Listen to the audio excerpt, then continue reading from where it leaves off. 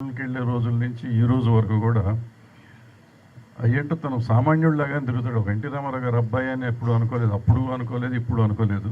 ఇప్పుడు హీరో అని కూడా అనుకోడు. ఆయన ఏదో ఒంటరి కారు వేసుకుని వెళ్ళిపోతాడు ఎక్కడికన్నా, ఏ సెంటర్లో కావాలన్నా మా తనే వెళ్తాడు, ఎక్కడికి వెళ్ళినా ఒకటే వెళ్తాడు.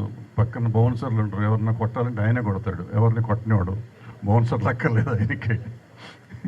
సో ఆయన అలాంటి హీరో అనగానే ఇప్పుడు ఏంటంటే మామూలుగా మనం 10 మంది ప్రొడ్యూసర్లు వెనకాల బౌన్సర్లు ఉండి అవి తప్పకుండా తప్పకుండా తప్పకుండా అంటారు. ఈయనకి అదేమి ఉండదు. ఈయన తప్పకుండా లేదు, 2 పీకితే సరిపోతుంది. సో ఒక విచిత్రం నేను చూశాను బాలయ్యని. రోజు మేము ఇద్దరం గోవా వెళ్ళాం. వెళ్తే రోడ్డు మీద కారాప్ అన్నాడు, డ్రైవర్ ఆపాడు. నేను గబగబా షాప్లోకి ఏంటి బాబు ఏం కావాలి, నువ్వు ఉండి ఇక్కడ కూర్చొని నేను వస్తాను చెప్పి లోపలికి వెళ్ళాను. వెళ్ళి ఒక క్రేట్ వాటర్ బాటిల్స్ కొనుక్కొని పట్టుకుని వస్తున్నాడు. ఇది పెద్ద హీరో, ఇదేం గొడవ, ఇది ఎక్కడ గొడవ ఏంటంటే నేను పట్టుకుంటే కూర్చోండి మీరు కూర్చోండి అన్నట్టు తెచ్చి లోపలికి.